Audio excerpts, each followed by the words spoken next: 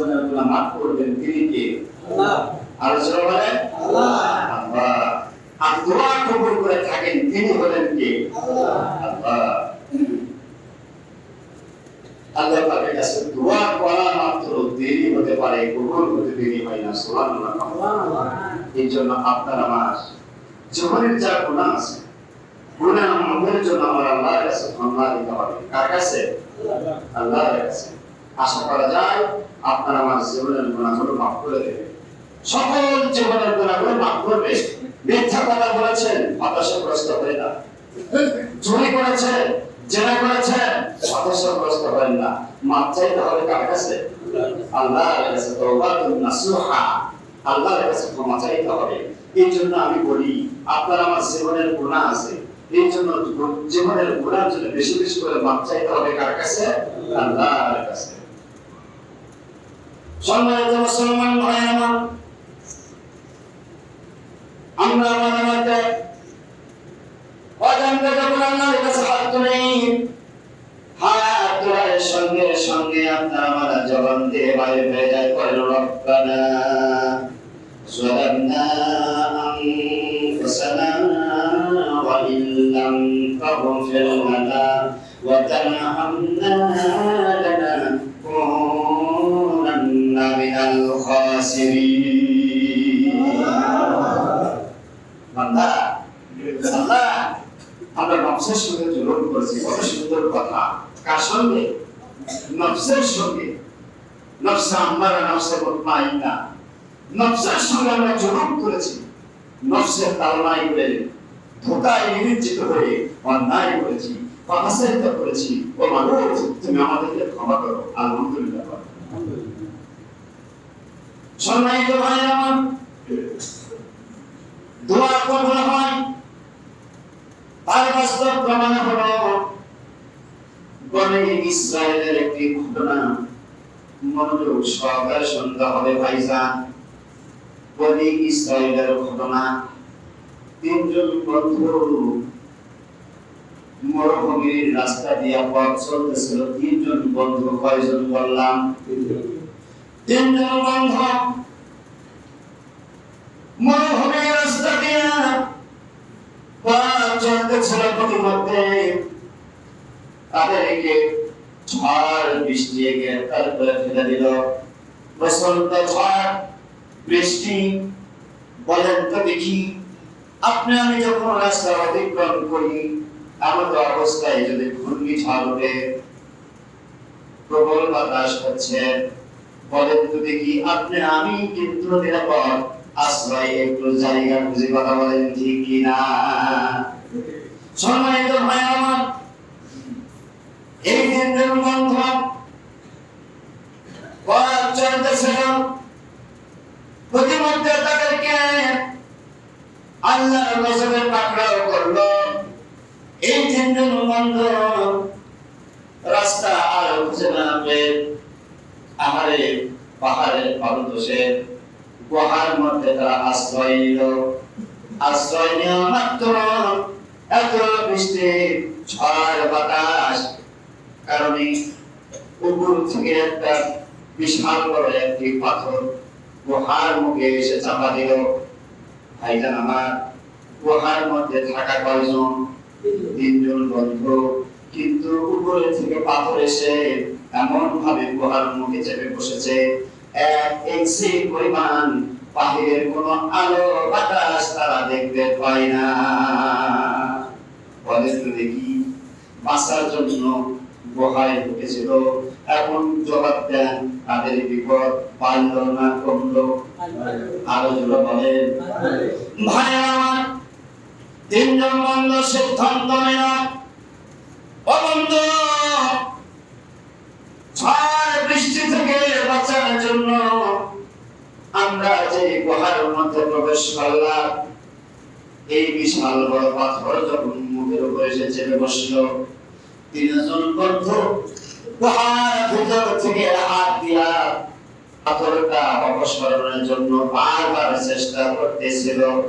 বলেন তো দেখি, বিশাল বড় পাথর তিনজন বন্ধু 6টি হাত দিয়ে কি অপসারণ করা কি সম্ভব?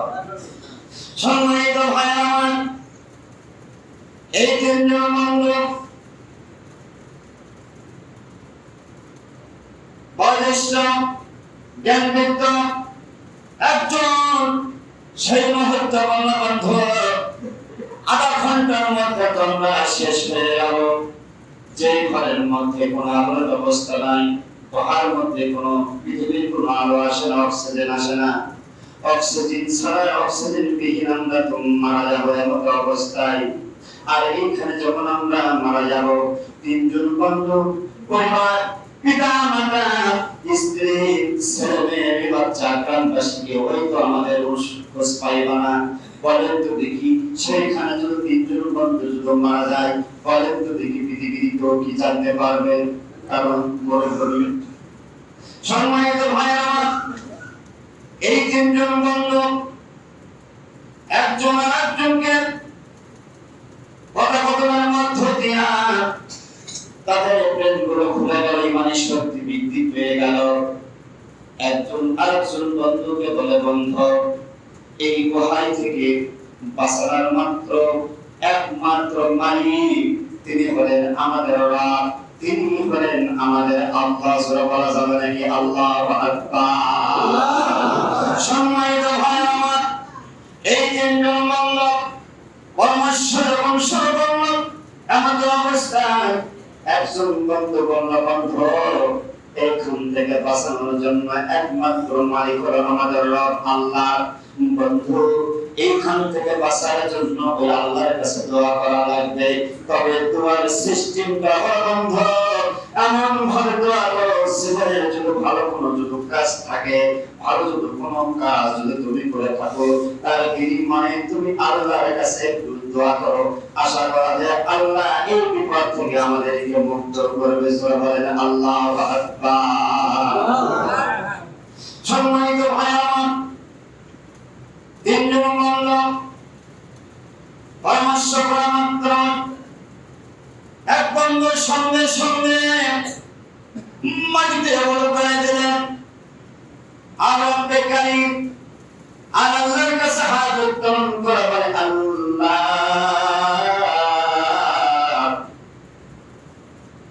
জীবনে বহু পাপ অন্যায় করেছি, ও আল্লাহ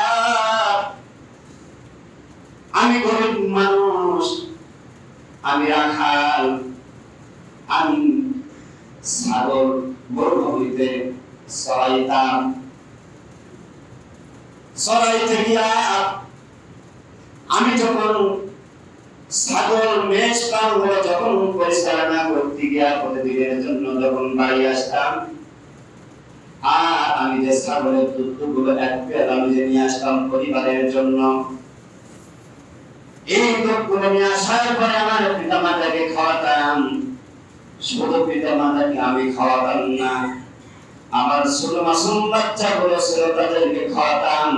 এরপরে আমার স্ত্রী, এরপরে আমি নিজে খাইতাম। সূরা বলা যাবে নাকি আল্লাহু আকবার? তো ভাই আমাদের বাংলাদেশে উল্টা সিস্টেম চালু আছে, কথা বলে ঠিক কিনা?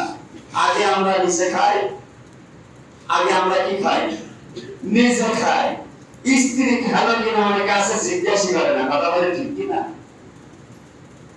সম্মানিত ভাই আমার, এই জন্য নিজের স্ত্রী খালো কিনা খোঁজ খবর নেওয়ার দরকার আছে। রাসূলের উম্মত, রাসূলের আদর্শ ছিল, কথা বলেন ঠিক কিনা? সম্মানিত ভাই আমার, এই ব্যক্তি তার জীবন কাহিনী আমার আল্লাহর কাছে হাত ধরে বর্ণনা করতেছে। আল্লাহ আমি একদিন রাতে এসে দেখি আমার মা এবং বাবা ঘুমিয়ে গিয়েছে, আর দুধগুলো নিয়ে এসেছিলাম, ওই বাড়িতে করে মা বাবার সামনে দাঁড়িয়েছিলাম, আর আমার ছোট ছোট বসে বাচ্চাগুলো খাবারের জন্য ক্ষুধার যন্ত্রণায় আমার কাছ থেকে বারবার খাবার যাচ্ছিল। আল্লাহ এমন অবস্থায় আমার ছেলেদেরকে আমি খাবার দিলাম না, আমার স্ত্রীদেরকে আমি খাবার দিলাম না, নিজেও খেলাম না। সারা রাত্রি দাঁড়িয়ে দাঁড়িয়ে পিতা মাতা সেগুলিতে দাঁড়িয়েছিলাম। ভোর যখন হয়ে গেল, মা যখন জাগনা হয়ে গেল, মা বলেছে তুমি কি করো? এমন অবস্থায় বলেছিলাম, মা তুমি যে খাওনি তার কারণে আমি খাবার নিয়ে দাঁড়িয়েছিলাম। এই ব্যক্তি বলেন, এমন অবস্থায় আমার মাকে আমি খাওয়ালাম, আমার বাবাকে আমি খাওয়ালাম, আমার ছোট শিশু বাচ্চাদেরকে খাওয়ালাম, আমার নিজের স্ত্রীদের খাওয়ালাম, আমি খাওয়ালাম। ও আল্লাহ, ও আল্লাহ, এই আমলটা যদি তোমার পছন্দ হয়ে থাকে, সেই দিন আমি আমলটা করেছিলাম পৃথিবীর কোন মানুষদেরকে দেখানোর জন্য নয়, আমার স্ত্রীদেরকে সন্তুষ্ট করার জন্য নয়, শুধুমাত্র কেবলমাত্র তোমাকে রাজি খুশি করার জন্য। সূরা বলা যাবে নাকি? আল্লাহু আকবার। সম্মানিত ভাইয়েরা, এই কথা বলা মাত্র আমার আল্লাহ পাকের কাছে দোয়া আল্লাহ, এই পিতামাতার জন্য আমি সারা রাত্রে দাঁড়িয়ে থাকলাম, এই আমলটা তো তোমার কাছে পছন্দনীয় হয়, মানুষের বিনিময়ে হলো আমাদের উপরে সকল দখল পাথরটা একটু তুমি হটায় দাও। বলেন সুবহানাল্লাহ। বলেন তো দেখি, বলেন তো দেখি, আপনার আমার মনের ভাষা বুঝেন কে?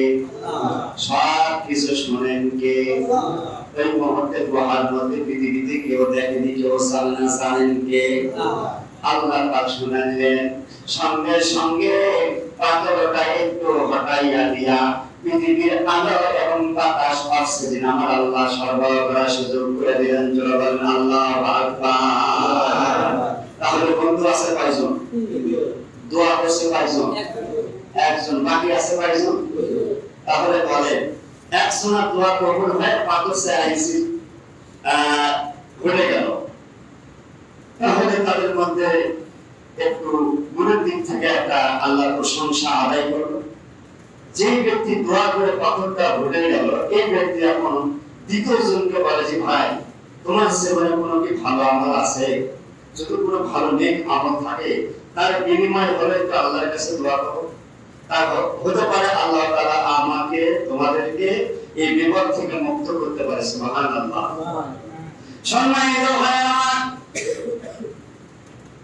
এবার দ্বিতীয়জন সঙ্গে সঙ্গে মাটিতে ওলুদি আল্লাহর কাছে দোয়া করে, আল্লাহ এই পৃথিবীর জীবনে আমার অনেক গুনাহ আছে, আমি মানুষ মাত্র গুনাহ করেছি, জানি না তোমার কাছে আমার কোন আমলটা সবচাইতে ভালো লাগছে, আমার জানা নাই।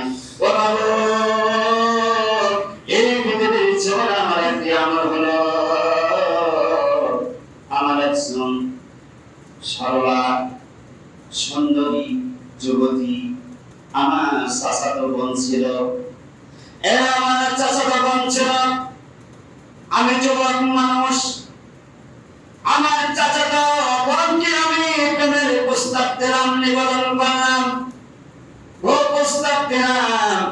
আমার চাচাতো বোন আমাকে একটা শর্ত জুড়ে দিল, আয় আমার তোমার প্রেমে আমি কিন্তু রাজি আছি, কিন্তু শর্ত হলো স্বর্ণ মুদ্রা 100 গ্রাম পরিমাণ আমাকে দিয়ে তোমার প্রেমে আমি রাজি হব। সূরা বলেন আল্লাহু আকবার। শর্ত দিছে কত? 100 স্বর্ণ মুদ্রা তুমি যদি আমাকে দিতে পারো তাহলে আমি তোমার প্রেমে আমি রাজি আছি।